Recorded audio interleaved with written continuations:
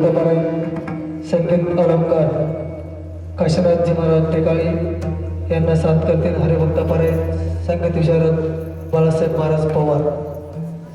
Hello hello आवाज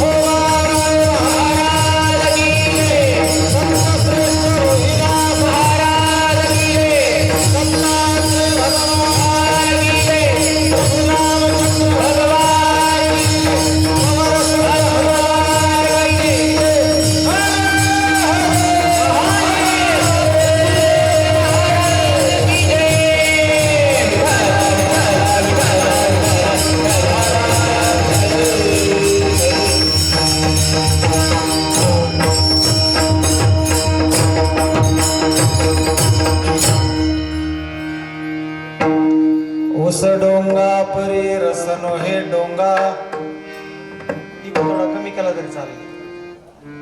लासी वरलिया रंगा नदी डोंगी परी जळनो हे डोंगे काय भुरलासी वरलिया रंगा प्रमाण डोंगी परी तिरनो हे डोंगा काय भुललासी वरलिया रंगा चोखा डोंगा परी भावनो हे डोंगा चोखा डोंगा परी भावनो हे डोंगा काय भुललासी वरलिया रंगा.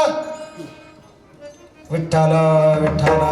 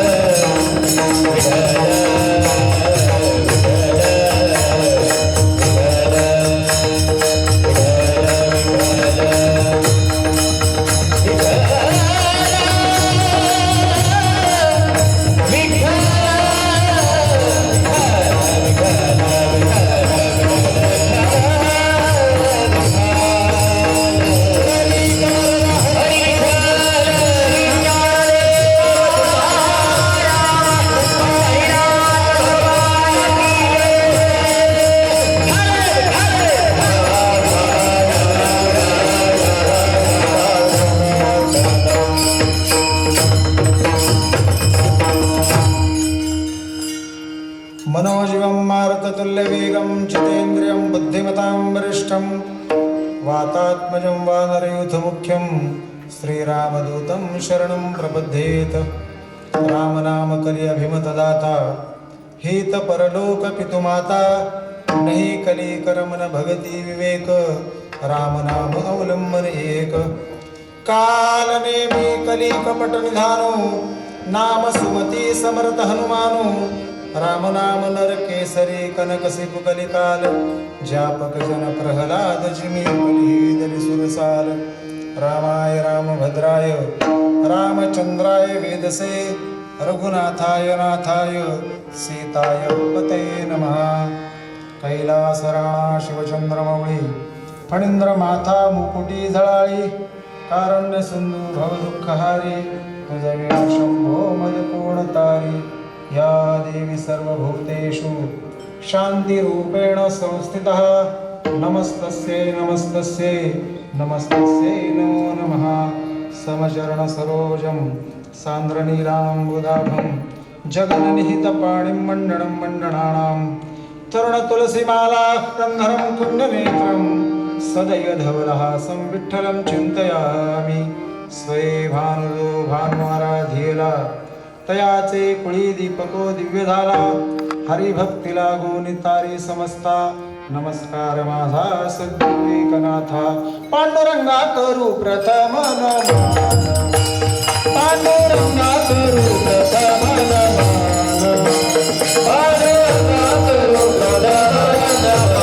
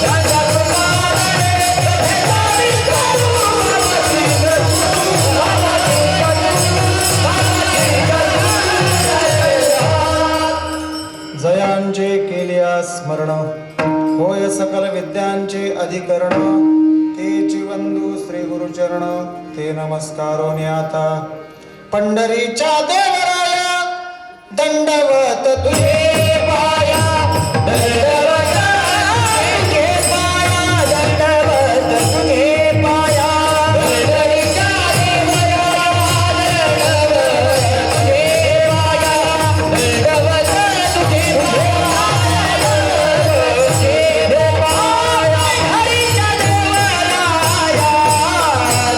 पाया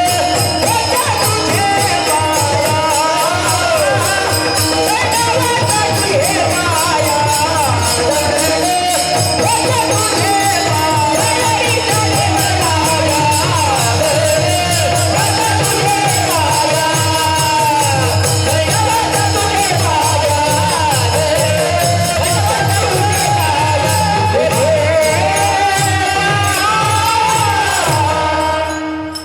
हरीच्या देवराया पंढरीच्या देवराया दंडवत तुझे पाया दत्त माझी माता दत्त माझा पिता बहीण बंधू तुलता दत्त माझा उस डोंगा परी रस हे डोंगा काय भुललासी वरलिया रंगा.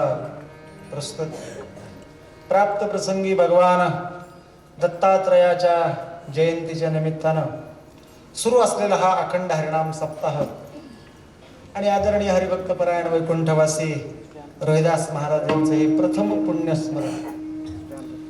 योग असा पहा, आज माझी धर्मपत्नी तिचंही प्रथम पुण्यस्मरण आहे.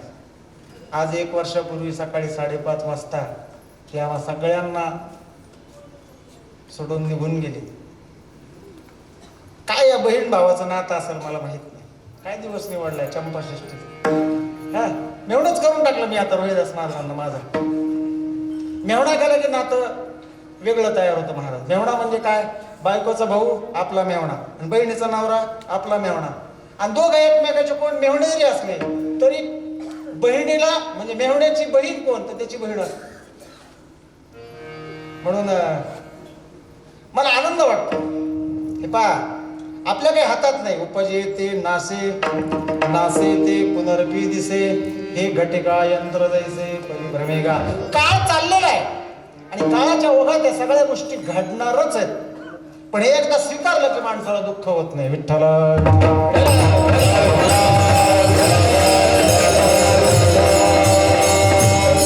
मग तुम्ही म्हणाल महाराज दुःख नाही का? दुःख जरूर आहे, पण दुःख करायचं नाही. दुःखाचं परिवर्तन आपल्या आनंदात करायचं. कारण आलेला प्रत्येक क्षण आपल्या हातात आहे, निघून गेलेला आपल्या हातात नाही, पुन्हा येता येणार नाही. म्हणून हरिभक्तपरायण आदरणीय महाराज यांनी करावं अशी त्यांनी मला खूप विनंती केली. पण म्हणलं महाराज नाही करता यायचं हो. ते म्हणले काय? म्हणलं माझ्या घरीच अशी अडचण आहे. ते म्हणले मग रात्रीचं नक्कीच करावं लागेल. म्हणलं रात्रीचं मी करली आणि येताना थोडा उशीर झाला, तुमची क्षमा मागतो, परंतु काही हरकत नाही. आमच्या शिक्षण क्षेत्रात एक वाक्य प्रचलित आहे, उशिरा का होईना आपण वेळेवर आले. आता हे वाक्य कुठं सुसंगत आहे मला माहित नाही, पण उशिरा का होईना वेळेवर आले. असं झालं नाही. आज सप्ताहातला दुसरा दिवस आहे. दुसऱ्या दिवसाची सेवा माझ्या वाट्याला आलेली आहे आणि अभंग कुणाचा निवडावा भगवंतानं शक्ती दिली. सांगितलं बाबा जो चोख आहे याचा अभंग निवड. महाराज म्हणाले ऐसे जयाचे चोखट मानसी मी होऊन यासे क्षेत्र संन्यासी जयाने दिदली उपाधी वैराग्यासी. चोखट या शब्दाचा अर्थच आहे चोख. चोख या शब्दाचा अर्थ आहे पवित्र आणि हिंदीमध्ये त्याला पाक असं म्हटलं. जो चोख आहे, जो पाक आहे, जो पवित्र आहे असं शुद्ध आहे. आणि शुद्ध असल्याशिवाय माणसाला कुठलीही गोष्ट करता येत नाही. आता तुम्ही इथं मनानं शरीरानं शुद्ध होऊन आला म्हणून मंडपात आला आणि काही अजूनही अशुद्ध आहे. मंडपाकडे यायची त्यांची आंतरिक शक्ती पण नाही मनाची आणि शरीराची तर नाहीच नाही. म्हणून सगळ्या संतांमध्ये जर आपण विचार केला तर सगळ्या जाती धर्मामध्ये संत झाले. आपल्या या संप्रदायाचं वैशिष्ट्य काय आहे की प्रत्येक जाती धर्मामध्ये संत झाले. तसा जर विचार केला तर चोखोबा रायाचे अभंग कीर्तनासाठी फार कमी घेतले जातात. कारण एक तर अभंग प्रचलित नाहीत, दुसरं चोखोबाराविषयीची बरीचशी माहिती कीर्तनकाराला आहे का नाही मला माहित नाही, पण समाजाला फार कमी माहिती आहे. तिसरी गोष्ट अशी, घ्यावी की नाही कीर्तनाला यांचे अभंग घ्यावेत का नाही असाही विचार बराच वेळा या कलियुगात सुद्धा 2024 यायला लागलं तरी लोक विचार करतात. पण नाथांचा गाथा जर उघडून पाहिला शांती ब्रह्मसंत एकनाथ महाराजांचा, तर 13 अभंग नाथांनी चोखोबारायाच्या संदर्भात लिहिलेले. म्हणून सगळ्या जातीत संत झाले. म्हणून तुम्ही पहा ना, आणि प्रत्येक जातीमधल्या संतानं आपली जात सांगितली सुद्धा. माणसानं जात सांगावी, सांगायला हरकत नाही, फक्त दाखवू नये. विठ्ठला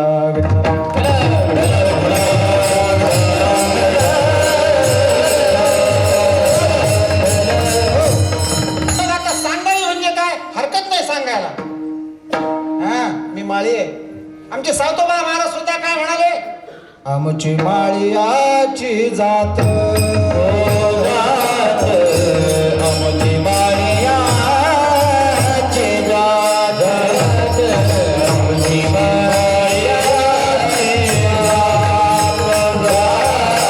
आमची माळियाची जात, शेतला बघाईत, शेतला बघाईत, हाती मोठ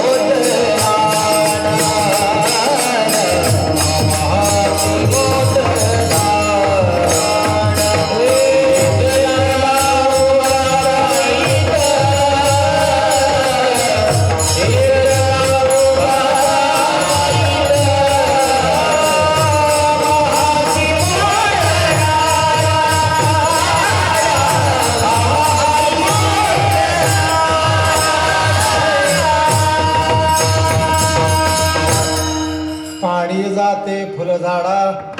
सावकाबांनी आपली जात सांगितली, पण दाखवली कुठं, हृदयामध्ये. हृदयातली जात खरी काय होती चोखोबारायांची, तर पांडुरंग होती. आरण एवढं जवळ पंढरीच्या, पण आमच्या सावतोबारांचं चरित्र जर वाचलं तर सावतोबा पंढरीला गेलेच नाही. शेवटी देवाला यावं लागलं, आणि कसं रूप घेऊन यावं लागलं मी कथा तुम्हाला सांगणार नाही. पाठीमागं चोर लागलेत माझ्या, सावतोबा मला लपव. आणि सावतोबा बसले होते भजन करत आपल्या मळ्यामध्ये. कांदा मुळा भाजी अवघी विठाबाई माझी. म्हणून वारकऱ्याला कांदा चालतो बरं का चातुर्मासानंतर. विठ्ठला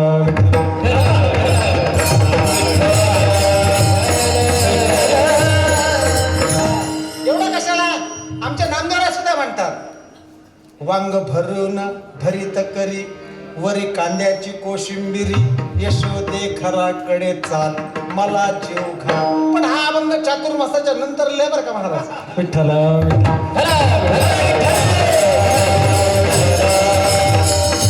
सगळ्या ठिकाणी भगवंताला बघणारे आमचे सावतोबा महाराज काही विचार केला नाही. म्हणले देवा तुझ्या मागं चोर लागले तर लपायला जागा मागतो. म्हणले हो, काहीच विचार नाही केला. एका हातात चिपळी होती आणि दुसऱ्या बाजूला खुरपायचा वेळा होता.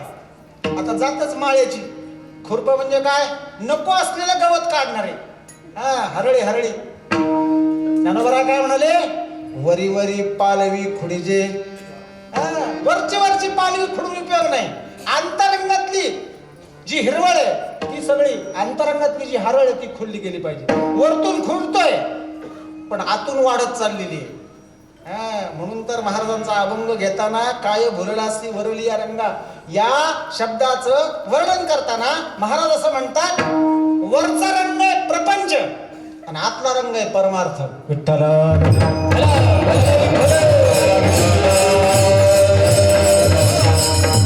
वरचा रंग पाहिला नाही, आतला रंग पाहिला आणि उचललं खुरप आणि सरकन छाती पाडली. म्हणले देवा बसा आतमध्ये. पण देव एवढा हुशार, बसला खरा, पण जे दोन माग चोर लागले होते त्यांनाही लक्षात यावं म्हणून फक्त त्यानं काय केला, आपल्या जे त्याच्या अंगावरचा शेला होता त्याचा काठ थोडा बाजूला ठेवला. कथित बी जाणार नाही. सांगायचं काय की सावतोबाने जात सांगितली मात्र दाखवली नाही. पण ज्यानं ज्यानं जात सांगितली सगळ्या जातीतले संत आहे. एवढं कशाला, सगळ्या संतांमध्ये, संतांच्या मांडळीमध्ये श्रेष्ठ असणारे, वयानं, ज्ञानानं, अधिकारानं श्रेष्ठ असणारे आमचे गोरोबा काका. नावच काय त्यांचं, म्हणले गोरा कुंभार. बघा बरं का गंमत कशी आहे. ज्यांचा कुंभ गोरा होता असे गोरा कुंभार. विठ्ठला विठ्ठल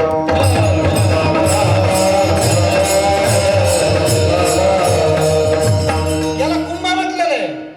हा घट आहे घट. सर्वा घटी राम देहादेही एक. या घटामध्ये भगवंत लपलेला आहे आणि याला कुंभ म्हणताय. आणि ज्यांचा कुंभ आतूनही गोरा होता आणि बाहेरूनही गोरा होता. आता थोडे डोळे झाका आणि गोऱ्यापान माणसाने विचार करा की आपला रंग जसा वरतून गोरा आहे या कुंभाचा, या घटाचा, या देहाचा, तसा आतून आहे का? आपला रंग वरतून जरी आपला देह किंवा आपला कुंभ वरतून जरी गोरा असला तरी आतून तितकासा गोरा असल असं नाही. सगळ्या वासनेनं बरबटलेला आहे तो. अहंकारानं, वासनेनं, इच्छेनं, लोभानं, या सगळ्या गोष्टीनं काय झालंय? काळा पडलेला आहे. पण आमच्या गोरोबाचं तसं नव्हतं. आमच्या गोरोबाचा कुंभ अंतरंगही गोरा होता. हे गोरोबा काका सुद्धा आपली जात सांगताना एका अभंगामध्ये म्हणतात, कुलालाचे वंशी जन्मले शरीर, कुलालाचे वंशी जन्मले शरीर, तो गोरा कुंभार हरिभक्त.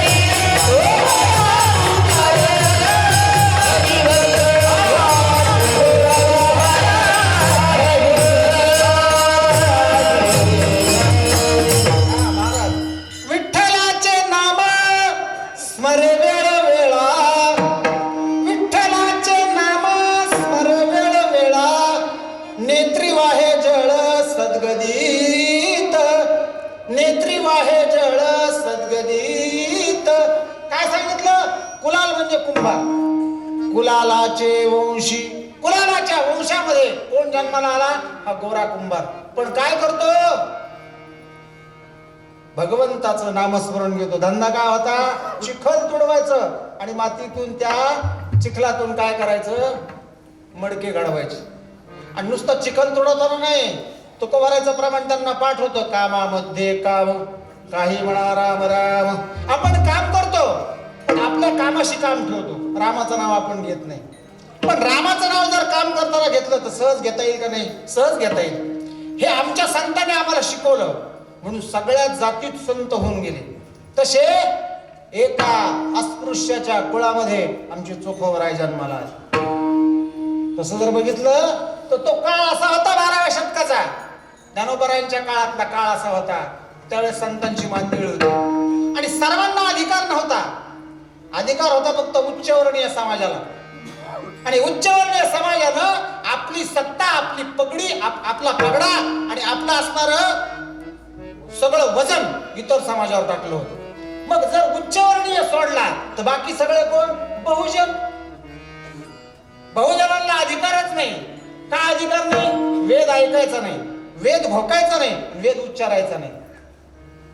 महाराज म्हणाले, वेद अत्यंत कृपण झाला, तिही वर्णाची कानी लागला, स्त्री शूद्राशी बोला अद्यापि धरून ठेवला. अद्यापि धरून ठेवला. वेद इतका कृपण झाला की त्यानं स्त्री आणि शूद्राला काय केलं? अधिकारच ठेवला नाही. पण हा अधिकार न ठेवल्यामुळं नुकसान असं झालं की आजही बहुजन समाज या सगळ्या गोष्टीपासून लांब आहे. पण या सगळ्या गोष्टीचा कळवळा आमच्या संतांना आला आणि मग संत सगळ्यांना सोबत घेऊन या वेदापर्यंत कसं न्यायचं यांनी त्यांनी ठरवलं. आणि जे सगळं वचन संस्कृतामध्ये होतं ते प्राकृतात केलं. नाथांची ओवी भागवतातली. नाथ महाराज प्रश्न करतात, प्राकृत संस्कृत देवे केले आणि प्राकृत काय चोरापासून झाले? दृष्टांत देत आहेत सोबत. अस्वाभिमान बोली गाय काळिका तांबडी परी दुधा वाचुनी चवी नाही म्हणाले. दृष्टांतात जायचं नाही आपल्याला. सांगायचं असं की गाय काळी जरी असली आणि तांबडी जरी असली तर दूध काढायला बसल्यावर दूध कसं निघतं? पांढरं स्वच्छच. का तांबडे घ्यायचं तांबडे येतं, काळे घ्यायचं काळे येतं का? नाही. तसं कुठेही जरी गेले तरी भाषा वेदाची जरी असली आणि तुम्हाला आम्हाला कळत नसली तरी संतांनी त्याला सोपी केली. संस्कृताची भाषा मराठी निशेष बराय म्हणाले. काय केलं त्यांनी? संस्कृतातली भाषा आणि मराठीत आणली. माझा मराठाची बोल कौतुके, अमृतातेही पैजा जिंके, ऐसी अक्षरे रसिके मिळवीन. हे ज्ञानोबरायांचं वचन. आणि मग ज्ञानोबरायासारख्या संतानं क्रांती केली आणि इतर समाजामध्ये असणारे अस्पृश्य समाजात असणारे संत सुद्धा त्यांनी काय केले? हाताला धरले. नाथांचा एक अभंग मला पूर्ण पाठ नाही, पण नाथ महाराज म्हणतात, नामयाच्या घरी बैसल्या पंगती आणि हात धरोनी जीव घाली ज्ञानदेव चोखोबासी. बघा आता हे वचन नामदेवरायचं आहे, अभंग नाथ महाराजांचा आहे. आणि दृष्टांत कुठला दिला? प्रसंग असा घडला होता की नामदेवराच्या घरी सगळ्या संतांना नामदेवरांनी जेवायला बोलवलं. नामदेवराचं घर मोठं, श्रीमंत नामदेवराय, अंगण मोठा, वाडा मोठा, सगळे संत आले त्या काळातले. पंक्ती बसल्या, मस्त रांगोळ्या काढल्या गेल्या, चौरंगावर ताटं मांडली गेली, सगळीकडून रांगोळ्या काढल्यात, समय पेटल्यात, उदबत्त्यांचा धूर चालू आहे आणि सगळी पंगत बसली, सगळेजण बसले. पण आता नेमका ज्ञानोबरायाच्या शेजारी बसायचं कुणी? एक पान तसंच रिकाम, ताट वाढलं पण ताटावर बसायला कुणी नाही. आणि सगळीकडं पाणी आलं. म्हणले घ्या आता हातात, घाला पोषक, म्हणा कुंडली गवरधारी विठ्ठल किंवा वदनी कवळ घेता, काय म्हणायचं म्हणा. असं म्हणल्याबरोबर सगळ्यांच्या लक्षात आलं की अरे ज्ञानोबरायाच्या शेजारचं ताट रिकाम आहे. म्हणले कोण नाही आलं, कोण नाही आलं? म्हणे नामा, अरे कोण राहिलं माझ्या शेजारी बसायचं? नामदारांनी नजर फिरवली, नामदाराच्या लक्षात आलं. म्हणले ज्ञानोबा चोखोबाराय आले. अरे म्हणले बघा कुठे आहेत, बघा बघा. नामदारांनी बघितलं, वाडा मोठा, 15-20 खोल्यांचा वाडा, अंगण मोठं, वाड्यामध्ये सगळ्या खोल्या फिरून पाहते चोखोबारायने. अंगणामध्ये बघतात चोखोबारायने. शेवटी अंगणातून बाहेर गेले, दारातून चोखोबाराय दाराच्या बाहेर अशी उभी, खाली मान घालून, हात घालून. नामदाराय म्हणले चोखोबा चला, ज्ञानोबा तुमची वाट पाहतायत. चोखोबाराय म्हणले मी कसा येऊ? माझं कुळ अस्पृश्य आहे, मी जातीहीन आहे, मला जातीतून बाहेर काढलेले, मी कसा येऊ? हा संवाद आमच्या ज्ञानोबरायाने ऐकला. ताटावर बसलेले ज्ञानोबराय उठले, बाहेर आले आणि चोखोबारायचा हात धरला आणि हाताला धरून बाजूला बसवलं आणि मग जेवण केलं. विठ्ठल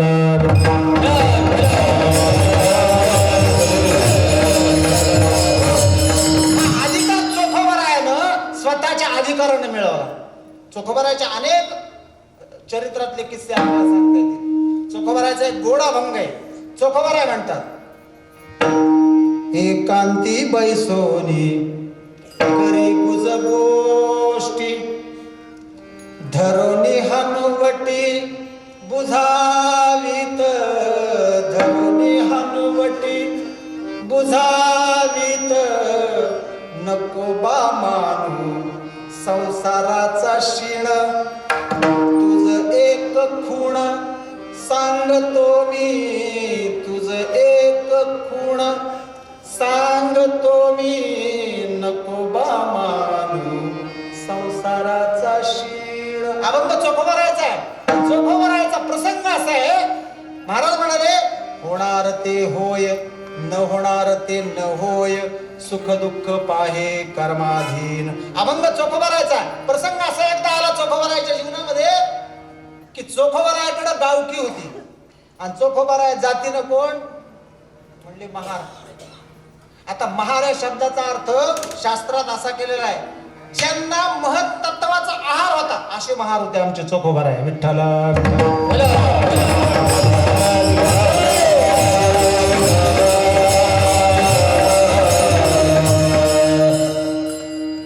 मी असं म्हणणार नाही, पण ते महाराजांना जे नाव ठेवणारे लोक आहेत त्यांच्यासारखे काम क्रोधाचे हाड चगळीत नव्हते.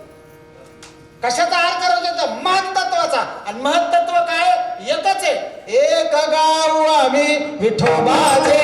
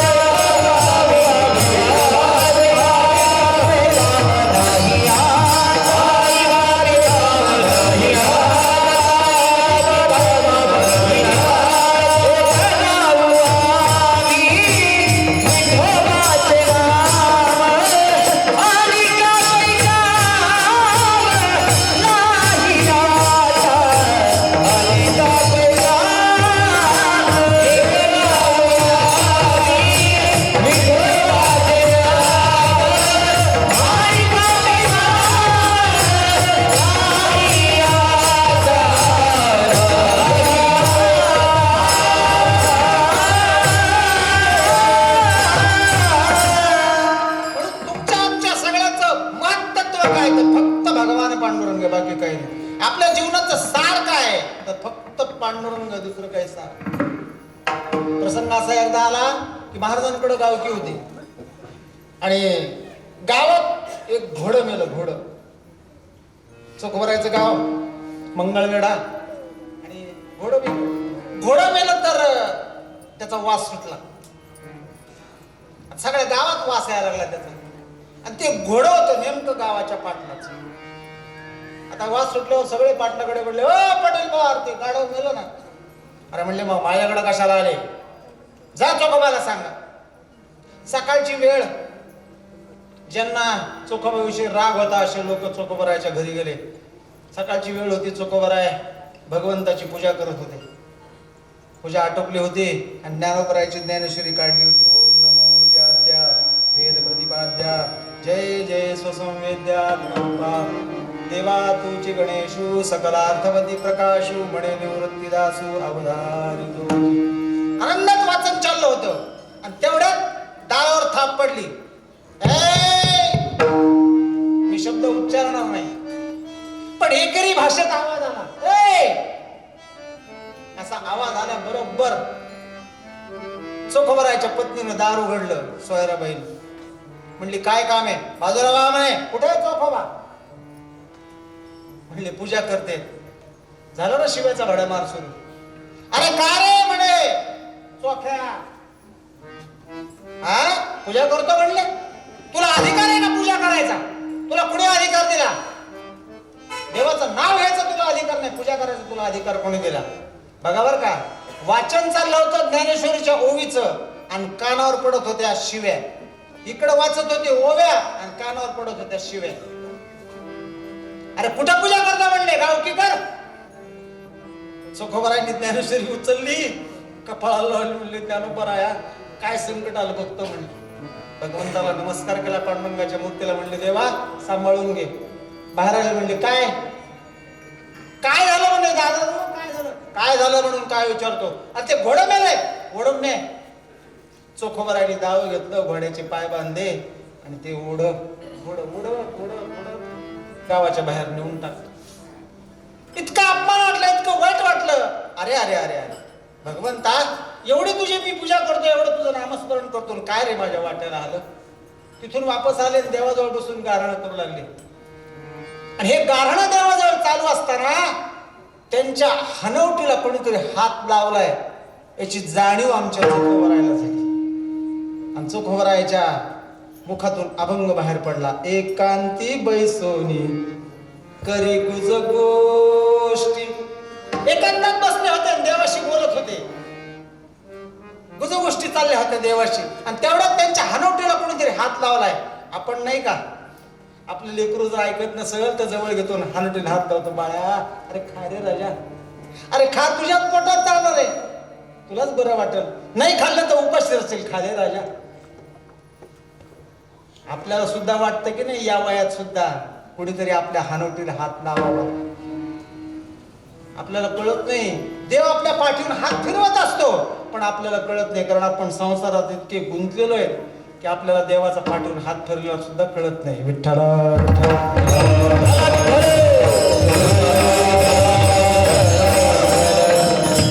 आणि हनवटीवर हात फिरला. महाराज म्हणाले, धरोनी हनुवटी बुझावीत, धरोनी हनुवटी बुझावीत. आणि देव म्हणला, नको बा मानू. चोखोबा, अरे नको नको बा मानू संसाराचा शीण.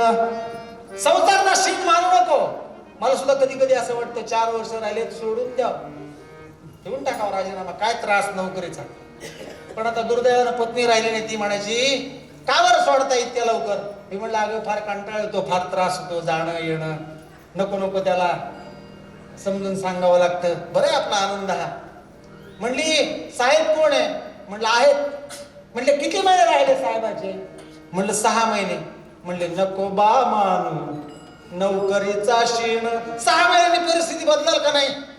साहेब गेल्यानंतर जो साहेब चिडतो, रागवतो, बोलतो, काम केल्यानंतर सुद्धा लक्ष देत नाही, संसाराचा शीण मानायचा नाही. तसं देव म्हणाला, चोखोबा संसाराचा शीण मानू नको. म्हणून आमच्या चोखोबाच्या पाठीमाग वाली म्हणून पांडुरंग उभा होता महाराज विठ्ठला.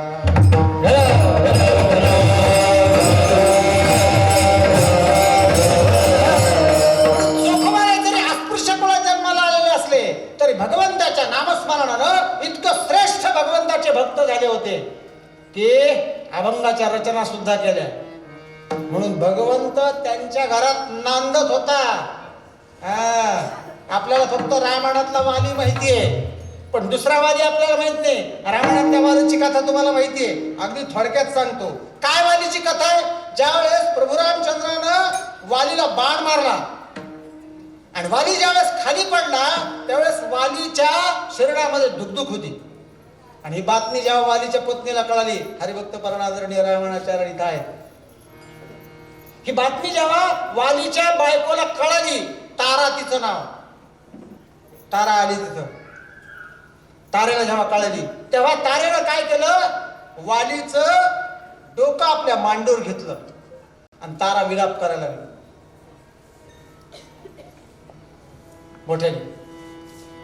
आणि हा विलाप ऐकून प्रभू रामचंद्र चालत आले कुठपर्यंत, जिथं वालीचा देह पडला होता तिथं. तारा काही साधी नव्हती महाराज. जिच्या दारात प्रभू रामचंद्र चालत येतो ती स्त्री काय साधी असेल का काय. आता राम तिथं आला, तारा त्याच्याकडे पाहतीये आणि प्रभू रामचंद्र तिला वेदांत सांगायला लागला. तारे, बर का रामायणातला प्रसंग आहे, नाथांच्या भावात रामायणातला. राम काय सांगते, तारे शोक करू नकोस, विलाप करू नकोस, का रडतेस? अगं जर मेलाय तर तुझा पती तुझ्या जवळ आहे, आणि मेला नाही असं म्हणायचं तर आत्मा आम्हाला, आत्मा काही मरत नाही. तारा होती महाराज, ती सुद्धा रामापेक्षा जास्त वेदांत जाणणारी होती. ती म्हणली, रामा मी विलाप करते, माझा नवरा माझ्या मांडीवर त्याचं डोकं घेऊन, पण मला याचं उत्तर दे, तू जे मला समजायला आला ते कशाला आला? वाली गेला हे पाहायला आला का त्याच्यात दुखदुख शिल्लक हे पाहायला आला? तारेनं प्रत्युत्तर केलं, राम निरुत्तर झाला महाराज. मग शेवटी वाली दुखदुख होती, वालीनं तारेकडे पाहिलं, वाली म्हणाला, तारे अगं भगवंत तुझ्या भेटीला आलाय, भगवंताला प्रतिप्रश्न करू नये, भगवंताला शरण जावं ही आपल्या भगवत भक्ताची जात आहे. म्हणून देवाने तुला सांगितलंय ना, मला प्रसंग सांगायचा पुढे जास्त नाही, तुम्हाला माहिती आहे प्रसंग, मला सांगायचं एवढंच की हा वाली आपल्याला माहिती आहे, पण हा वाली आपल्या पाठीमागं सुद्धा कोणीतरी वाली आहे, फक्त तो वाली आपल्याला दिसत नाही. घरामध्ये आपल्यासाठी सगळं कमवून आणणारा बाप आपला वालीच आहे. एखाद्या कठीण प्रसंगामध्ये अनपेक्षित एखादा माणूस येऊन आपल्याला मदत करतो, तो आपला वालीच आहे. एखाद्या मोठ्या ऍक्सिडेंट मध्ये कुणीतरी येतं आणि आपल्याला उचलून दवाखान्यात नेतं, तो आपला वालीच आहे. आणि या देहाला चालवणारा, वागवणारा, बोलवणारा कोण आहे? महाराजांनी प्रश्न केलाय तुकोपनिषदामध्ये. तुम्हाला तुकोपनिषद माहिती आहे? सगळे उपनिषद आहेत 18, पण तुकोपनिषद 19 आहे. तुम्हाला माहिती काय ते? म्हणले, चाले हे शरीर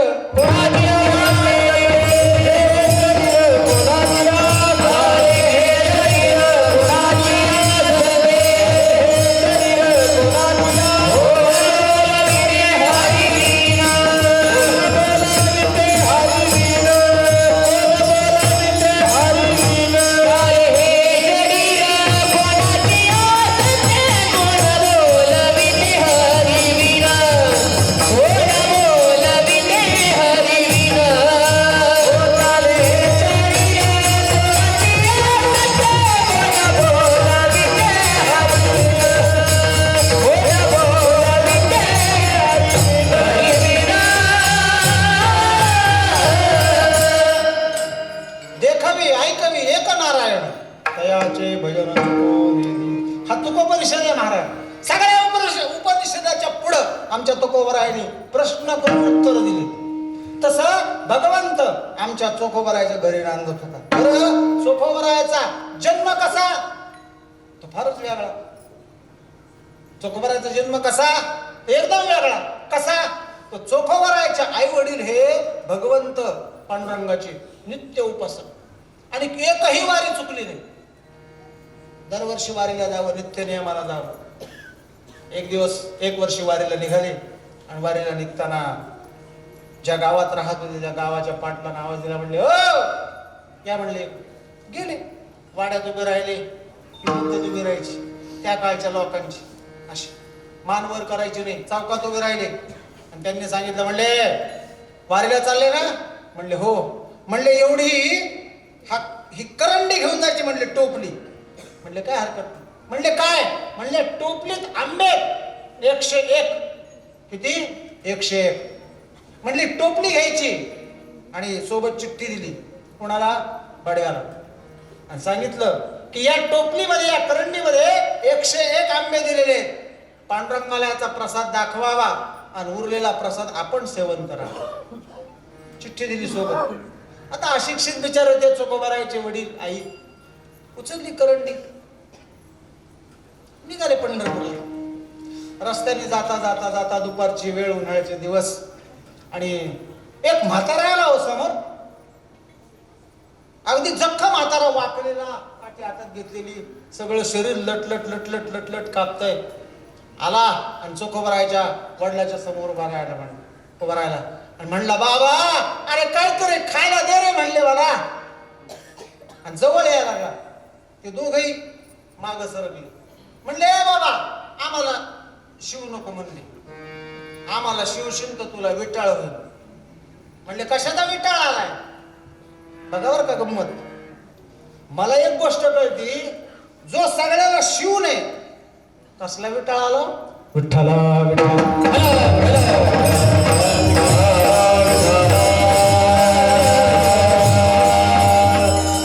बऱ्याच जणांचं मी बघितलं, शिव नका शिव नका शिव नका. माझा प्रश्न, शिव का नका?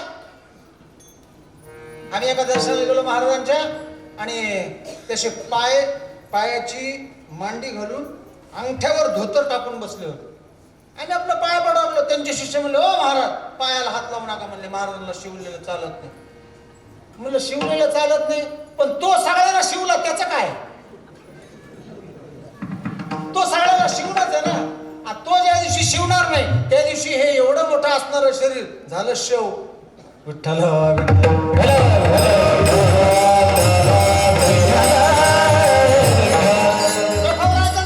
चोखोबारा म्हणतात, कोण तो सोवळा, कोण तो ओवळा, दोहीचा वेगळा विठ्ठल माझा.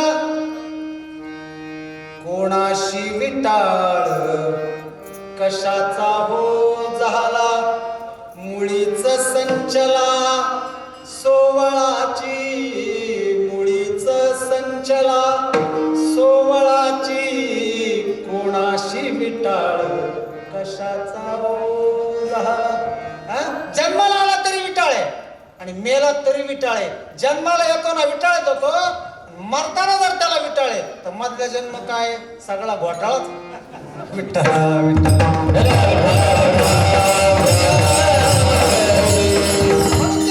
बाबा आमच्या जवळ येऊ नको, आम्हाला शिवू नको.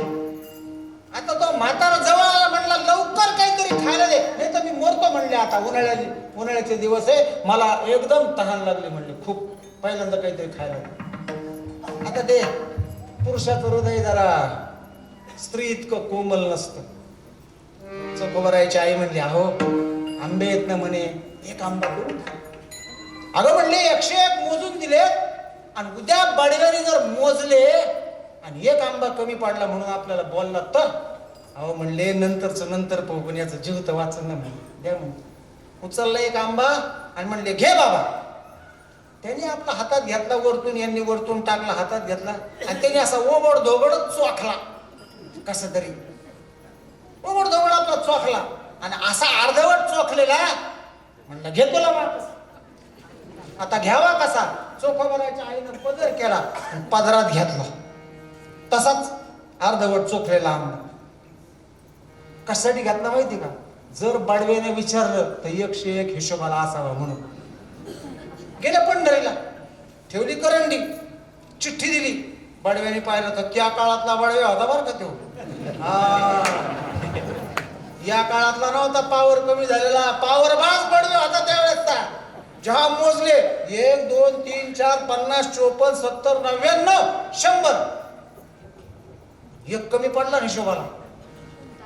जेव्हा वरडला त्यांच्यावर, "ए, कुठे म्हणले आंबा? एक आंबा कुठे?" हे म्हणले, "दादा नो आहे म्हणले." "आहे म्हणले? कुठे बघ, का लपवला?" ते म्हणले, "काय सांगा बाबा, रस्त्याने एक म्हातारा भेटला, आम्हाला भूक लागली, त्याला चोखायला दिला." म्हणले, "कुठे आहे?" "आमच्या चोखोबरायच्या आईनं काय केलं म्हणजे असा पदर बाजूला केला." आणि म्हणले, "हे काय नाही झाकून ठेवला हिशोबात दाखवायला." जसा पदर बाजूला केला महाराज, चोखलेल्या आंब्यातून आमचे चोखोबराय जन्माला आले, म्हणून नाव चोखोबा. विठ्ठला.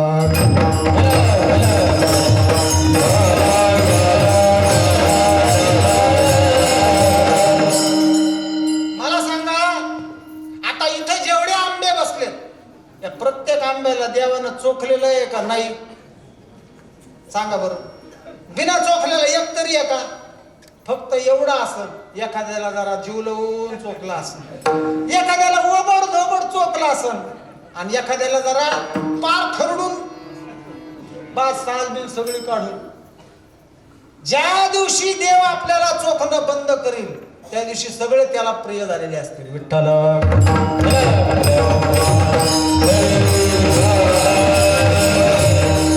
जे देवानं चोखलेले, ज्यांच्या शरीराला भगवंताचं तोंड लागलेले, देवानं ज्यांना चाटलेलं आहे, देवाने ज्यांना चोखलेलं आहे, असे अशुद्ध राहतीलच कसे? माझा पुन्हा प्रश्न आहे, जर चोखोबरा अशुद्ध आहे असं आपलं म्हणणं आहे, तर त्यांना शिवल्यानंतर आपण जर शुद्ध आहे आणि जर चोखोबराला शिवलं तर जे अशुद्ध आहे ते शुद्ध होईल का पुन्हा जे शुद्ध ते अशुद्ध होईल? समजा आम्ही शुद्ध आहे आणि आम्ही शुद्ध अशुद्धाला शिवलो, तर अशुद्ध शुद्ध होईल का शुद्ध अशुद्ध होईल? अशुद्ध शुद्ध होईल ना. मग चोखोबराय जर अशुद्ध आहे, तुम्ही शुद्ध आहे, तर तुम्ही अशुद्ध आहेत का शुद्ध आहेत? ते सुद्धा शुद्ध झाले आणि तुम्ही उलट अशुद्धामध्ये जोडले गेले, म्हणून कुणीही शुद्ध नाही आणि कुणी अशुद्ध नाही. ज्यानं भगवंताचं नामस्मरण मुखातून घेतलं ते सगळे शुद्ध आहे. पवित्र तो देह आणि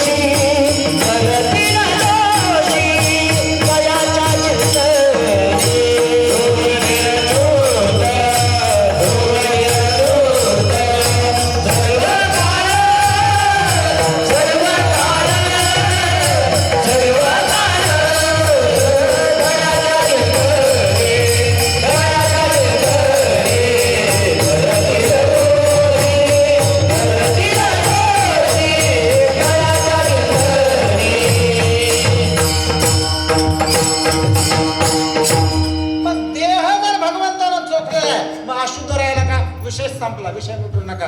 देह शुद्धच आहे. असे शुद्ध असणारे चोखोबराय आणि अभंगाच्या रचना करताना सांगतायत, 3 दृष्टांत देतात. पहिला दृष्टांत देतात अभंगाचं पहिलं,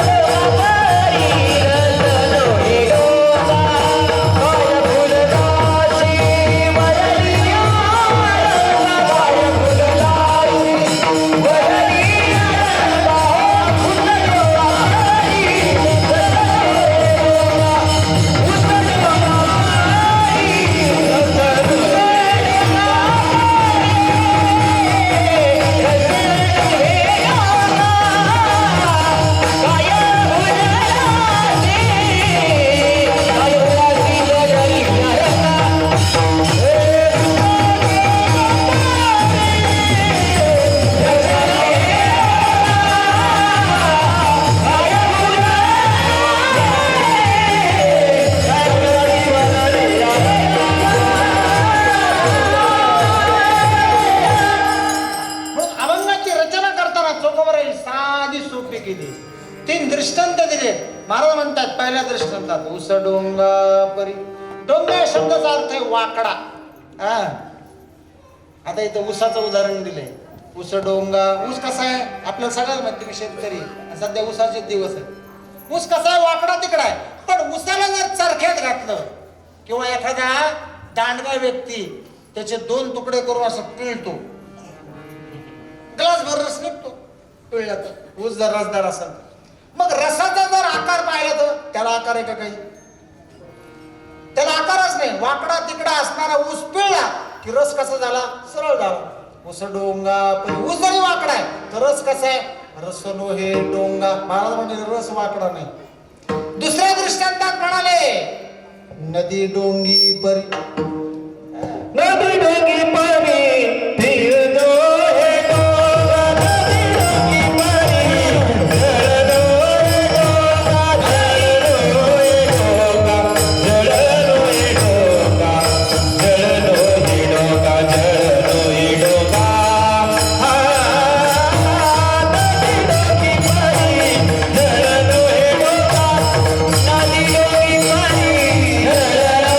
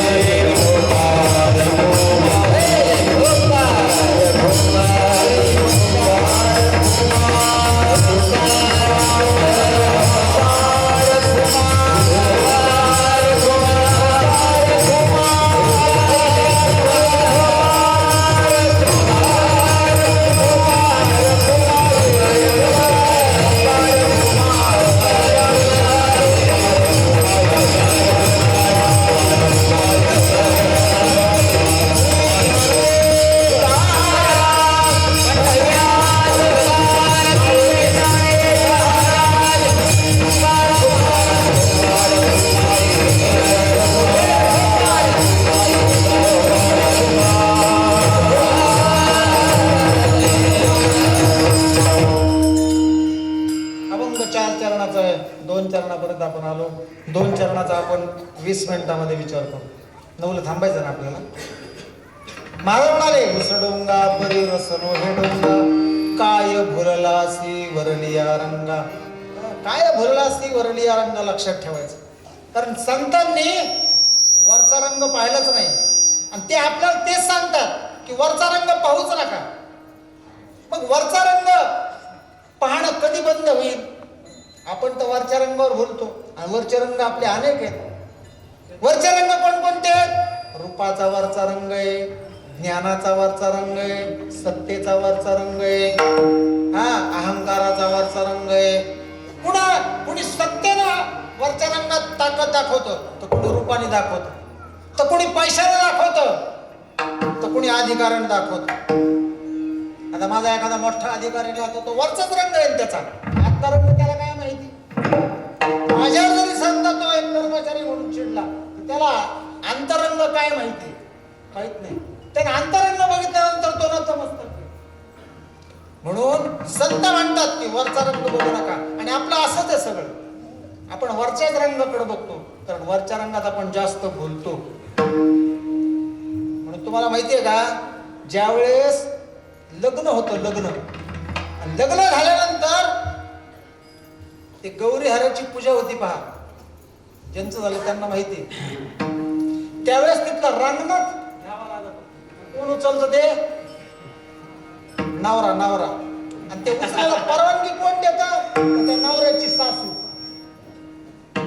आता रंगनाथच का उचलायचा आणि परवानगी देताना सासूच का देते? याचे उत्तर असे की रंगनाथानं आपला एक गुडघा असा दाबलेला आहे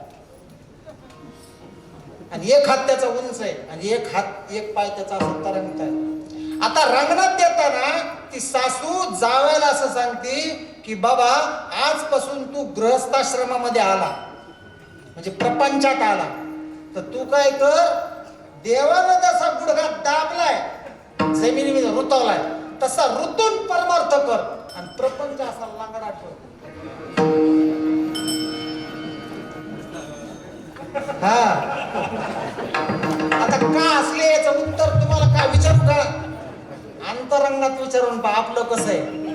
आपला प्रपंच ऋतून आहे आणि परमार्थ झाला तर आहे. विठ्ठला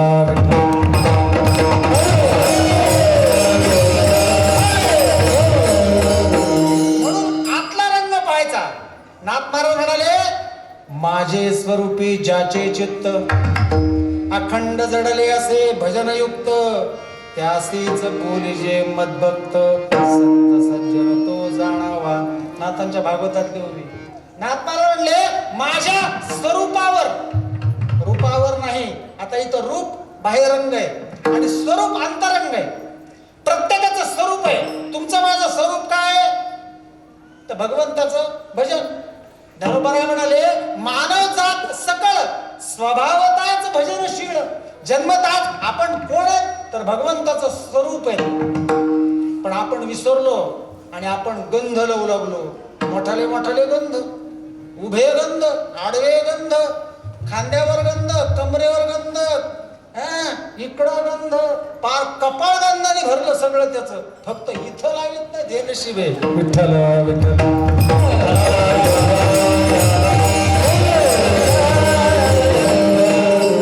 आपला परमार्थ कशावर आहे? तर गंधावर आहे. ज्याचा गंध मोठा, ज्याचा परमार्थ मोठा. पण गंधावर परमार्थ नाही.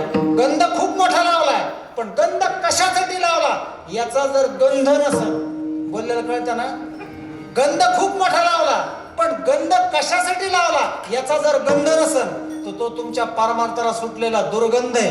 विठ्ठला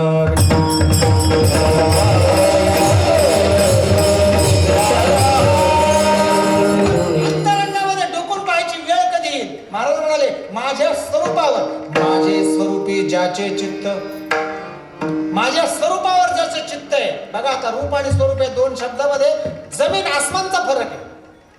जे दिसतं ते रूप आणि जे दिसत नाही ते स्वरूप. बोललेलं कळतंय?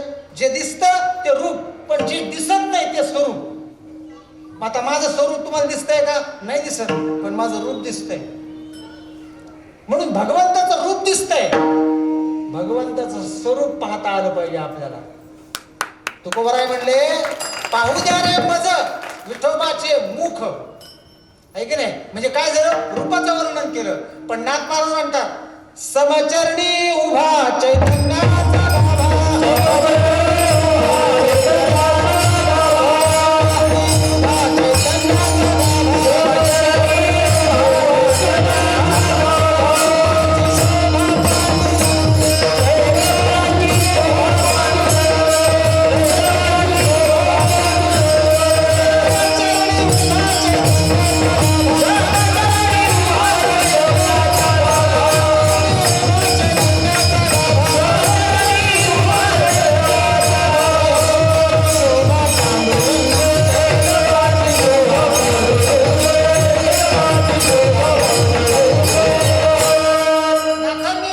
भगवंताचं स्वरूपाचं आणि रूपाचं वर्णन करताना लिहिलेला अभंग आहे. नाथ महाराज म्हणले समचरणी उभा, म्हणजे आता हे त्याच्या रूपाचं वर्णन आहे.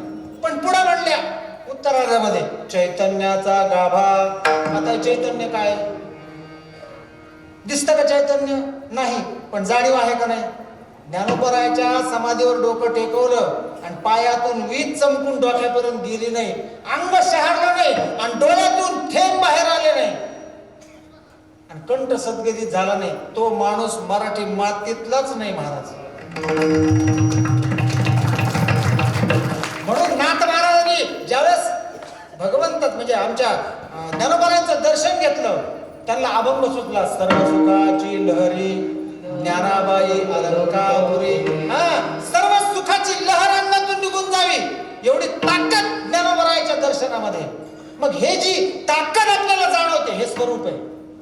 अशी दिसते नुसती समाधी, आणि ज्याला त्याच्यावर चिंतन करायचंय आणि ज्याला त्याला नाव ते म्हणतात काय दगडाचे 3 एकमेकावर मांडले, तुझ्यासाठी दगडच आहेत कारण तू दगड आहे. पण आपल्यासाठी काय आहे तर अंतरंगातली वेदना आहे, अंतरंगातली ताकद आहे. तसं माझ्या स्वरूपावर जो चित्त ठेवतो, महाराज म्हणाले अखंड जडले असे भजन युक्त.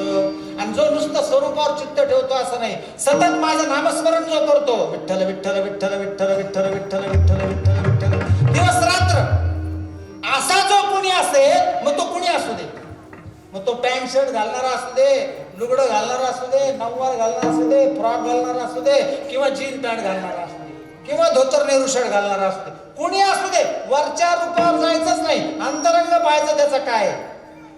म्हणून बऱ्याच वेळा आपल्याला जाणवतं असं की आपल्या शेजारी बसणं माणसं दिसायला आपल्याला एकदम सुटसुटातली दिसतात, पण जर चर्चा करायला लागली तर तुम्ही काय वेदांत जाणता असे घालतात, तुम्ही काय ज्ञानोबराच्या संबंधाने सांगता, इतकं ते अभ्यास वाचतात. म्हणून कपड्यावर जायचं नाही. आणि एखादा साधा माणूस एकदम साधा आहे, पार लगी दारे धरून वर आलाय, त्याची विजार फाटलेली आहे, चिखलाने त्याची पॅड भरलेली आहे, कपडे फाटलेले, ऊस सगळ्या अंगाने, ऊसाने सगळं अंग सरबडून निघालेले.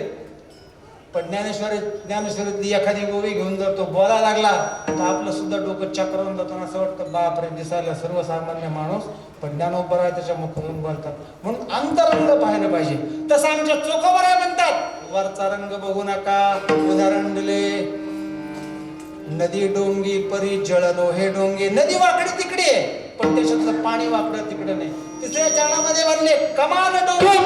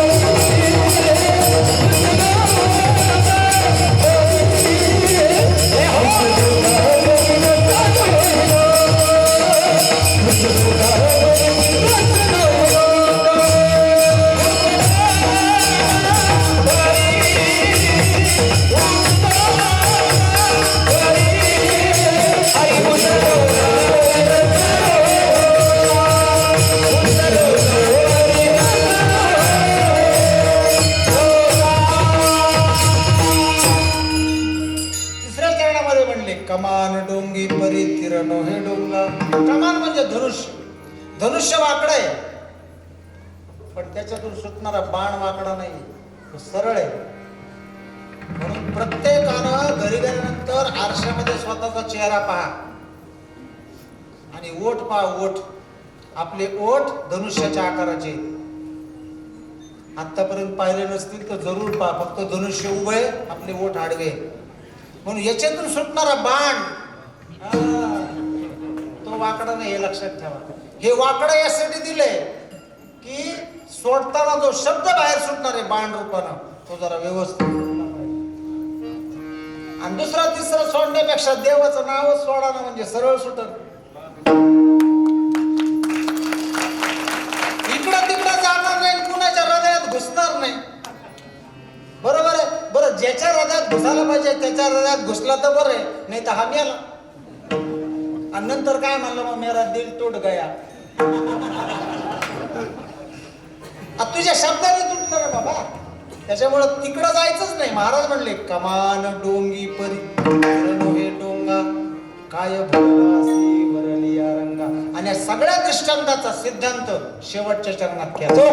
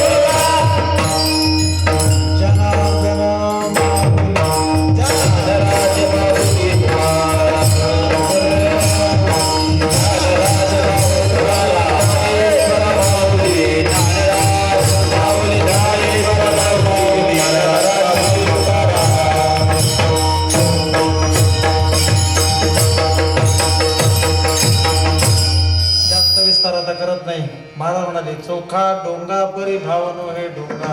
देवा, माझी जात जरी वाकडी असली तरी माझा भाव तुझ्यावरचा वाकडा नाही. चोखा डोंगा परी भावनो हे डोंगा, काय भुललासी वरदिया रंगा. म्हणून झालेली सेवा भगवान दत्तात्रयाच्या चरणावर ठेवतो. आदरणीय वैकुंठवासी हरिभक्त परायण, ज्यांनी आपल्या सगळ्या समाजासाठी या गावामध्ये राहून आपला देह चंदनासारखा झिजवला, असे असणारे रोहिदासजी महाराज यांच्या चरणावर नतमस्तक होतो. आणि महाराजांकडे बघितलं की मला चुकवरायची आठवण येते. कारण मागच्या वेळेस मी जेव्हा इथं प्रवचनाला आलो होतो, महाराजांच्या संदर्भाने अनेक गोष्टी आम्ही त्या पाठकांच्या घरी बसलो तेव्हा त्यांनी मला सांगितल्या, महाराजांनी माझ्याशी बोललं. एवढं काही सगळं बोलता येत नसतं आणि तेवढा वेळही आपल्याकडं नसतो. आणि आपण काय बोलावं संतांच्या, आपली वाणी अपुरी पडते. जेवढं भगवंत आपल्याच्याने बोलवून घेतो तेवढं या ठिकाणी मला बोलता आलं. हरिभक्त परायण आदरणीय लतीफ महाराज यांनी ही सेवा या माध्यमातून मला दिली. हरिभक्त परायण ज्ञानेश्वर महाराज कदम, छोटे माऊली माझे अतिशय चांगले प्रेम करणारे मित्र आहेत.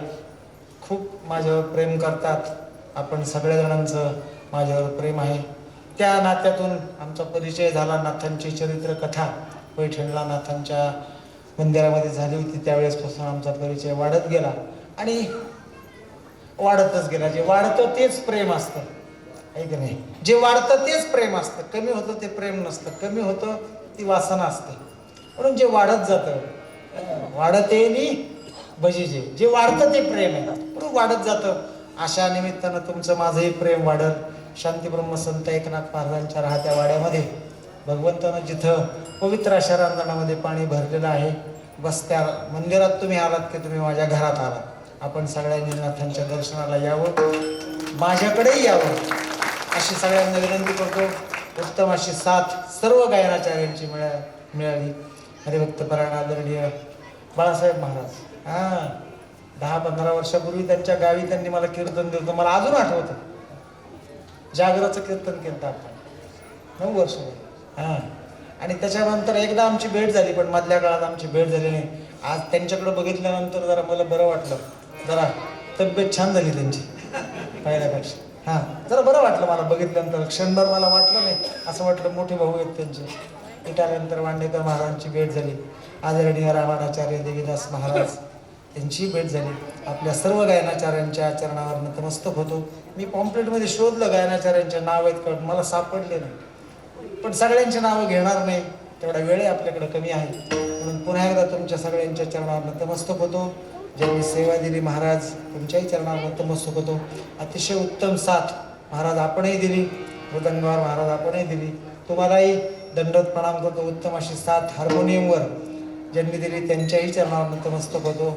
माझ्यासोबत माझे मित्र हरिभक्त परायण आप्पासाहेब मिसाळ हे ज्या ठिकाणी ज्ञानोबारायांचा जन्म झालेला आहे, असं जे पैठणपासून 10 किलोमीटर अंतरावर आपे गाव आहे, त्या ठिकाणचे ते राहणारे आहेत. त्यांची ओळख करून घ्या. जेव्हा केव्हा जाल गर्दीच्या ठिकाणी तेव्हा आप्पा मिसाळ कुठं राहतात विचारल्यानंतर तुम्हाला काही अडचण येणार नाही. असे माझे मित्र आहेत, आज माझ्यासोबत आलेले, नेहमी माझ्यासोबत येतात. त्यांनाही खूप खूप आशीर्वाद. उपस्थित असणारा सर्व श्रोतृवर्ग, पितृवर्ग या सर्वांच्या चरणावर नतमस्तक होतो. आणि भव्य असं दत्त जन्मोत्सवाचा सोहळा आणि त्यानिमित्तानं हरिभक्त परायण आदरणीय वैकुंठवासी रोहिदासजी महाराज यांचं प्रथम पुण्यस्मरण सोहळा आणि भव्य ग्रंथराज ज्ञानेश्वरीचा पारायण सोहळा असा हा अखंड हरिनाम सप्ताह या ठिकाणी चालू आहे. आज दुसऱ्या दिवसाची सेवा करत असताना हरिभक्त परायण नीलकंठ महाराजांचं कांबळे यांचं प्रवचन दुपारी झालेलं आहे. आणि संत पूजन श्री आदरणीय शिवाजी झुंबर जावळे यांचं आणि श्री बाबासाहेब चिमणराव जावळे यांचं संत पूजन आहे. आणि हरिभक्त परायण विठ्ठल महाराज जावळे यांना राजू महाराज म्हणतात. त्यांनी मला फोन केला, म्हणले महाराज माझ्याकडे या, काहीतरी घ्या. आता मी काहीतरी म्हणजे त्यांच्याकडं दूध घेईन आणि माझा पुढचा रस्ता मी मार्गस्थ होईल. प्रकाशजी वांडेकर यांचाही मला फोन आला होता. यांच्याकडे 1-2 मिनिटं मी जाईल आणि हातावर ब्राह्मणासारखी साखर घेईल आणि मग पुढच्या मार्गाला मी मार्गस्थ होईल. उद्या सोनईला कीर्तन आहे सकाळी दरंबरी वस्तीवर. त्या ठिकाणी जायचं इतरच जाऊन पुढे मुक्काम करू, तशी सोय मी करून ठेवलेली आहे. ह्या दत्त जन्मोत्सव सोहळा निमित्तानं हा म्हणजे तिथल्या शनी महाराजाच्या ट्रस्टला सांगून ठेवलं. ते सगळे ट्रस्टी माझ्या ओळखीचे आहेत. म्हणलं कोणाच्या घरी राहण्यापेक्षा शनी महाराजाच्या सानिध्यात राहू म्हणजे 7.5 निघून जाईल. देह 3.5 हाताचा आहे पण 7.5 कशी काय हेच कळत नाही मला. असं म्हणते शनी महाराजाची 7.5 असते पण भगवंताच्या नामस्मरणाने शनी महाराजाची 7.5 सुद्धा काही करत नाही. पण शनी महाराजांचं अस्तित्व आहे भगवंताच्या जवळ लीन व्हावं. दत्त महाराजांची असणारी व्यवस्थापन समिती जेवढी आहे या सगळ्या समितीला, या ट्रस्टला सगळ्यांना पुन्हा एकदा धन्यवाद देतो. उपस्थित असणारे सर्व महाराज मंडळी, अधिकाऱ्यांना संपन्न असणारे सगळ्यांना दंडवत प्रणाम करतो. सगळ्यांना घरी येण्याची विनंती करतो. आणि आदरणीय माऊली आले, आदरणीय आदिनाथ महाराज आले, आदरणीय सुनीलजी महाराज आले की तुम्ही सगळे त्यांना 2-2 वेळा नमस्कार करा आणि सांगा एक नमस्कार माझा आणि दुसरा नाथ वंश प्रवीण महाराजांचा. म्हणजे त्या निमित्ताने माझाही नमस्कार त्यांच्यापर्यंत पोहोचल आणि तुमची आठवण केली मी असं त्यांना सगळ्यांना सांगा. कारण ही सगळी महात्मे माझ्यावर अत्यंत प्रेम करणारे आहेत. पण पुन्हा एकदा सर्व समितीच्या ट्रस्टला ज्यानं ही संगीत सिस्टीम दिली आहे त्या माईक सिस्टीमलाही धन्यवाद देतो. जे शूटिंग करतायत त्यांचे शूटिंग माझ्यापर्यंत पोहोचावी तशी त्यांना विनंती करतो आणि माझ्या वाणीला विराम देतो. विठ्ठल जय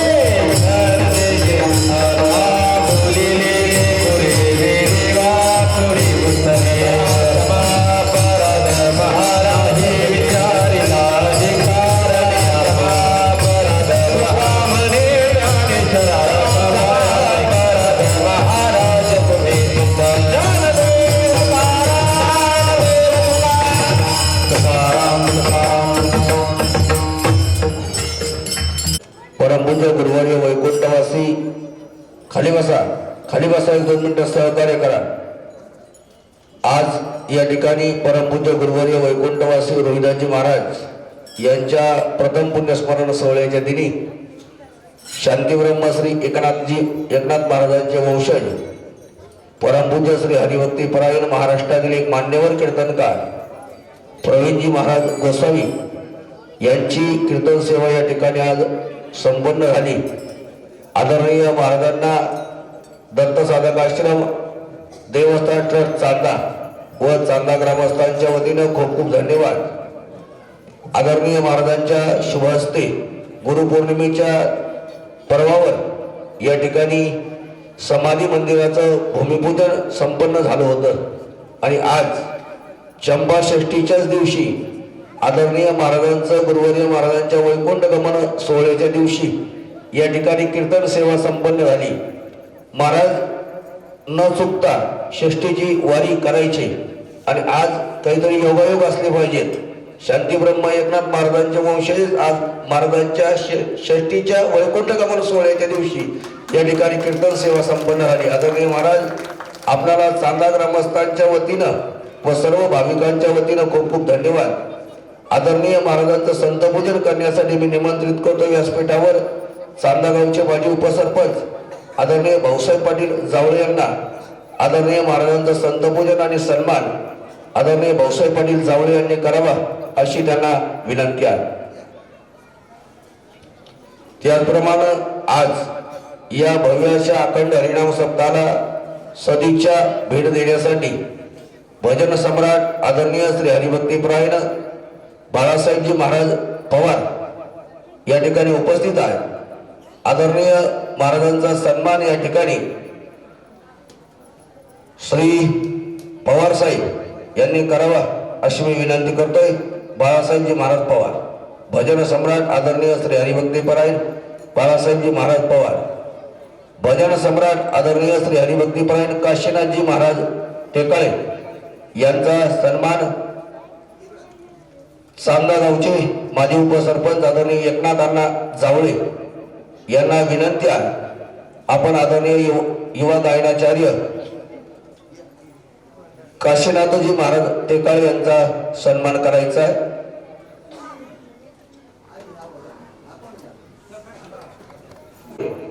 यांचा सन्मान या ठिकाणी संपन्न होतोय.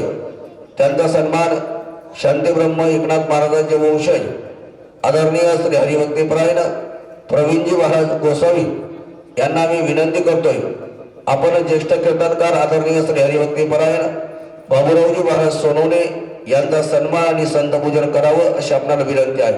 सोनवणे बाबा चला. उद्याचे दैनंदिन कार्यक्रम याप्रमाणे होतील. सकाळी 7 ते 11 ग्रंथराज ज्ञानेश्वरी पारायण सोहळा होईल. दुपारी 11 ते 2 या ठिकाणी गाथा भजन होईल आणि उद्या सायंकाळी ठीक 4 ते 5 या वेळेमध्ये श्री हरिभक्तीपरायण शिवाजी महाराज दहातोंड चांदा यांचं प्रवचन या ठिकाणी होईल आणि उद्या सायंकाळी ठीक 7 ते 9 महाराष्ट्रातील एक मान्यवर कीर्तनकार आदरणीय श्री हरिभक्तीपरायण भागवताचार्य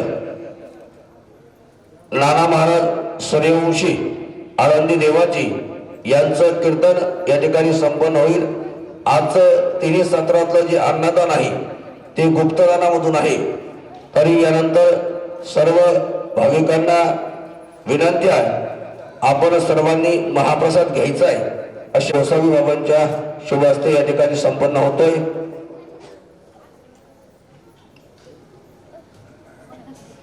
पुंडरीक वरदार विठ्ठल श्री ज्ञानदेव तुकाराम पंढरीनाथ भगवान की जय. मौली ज्ञाने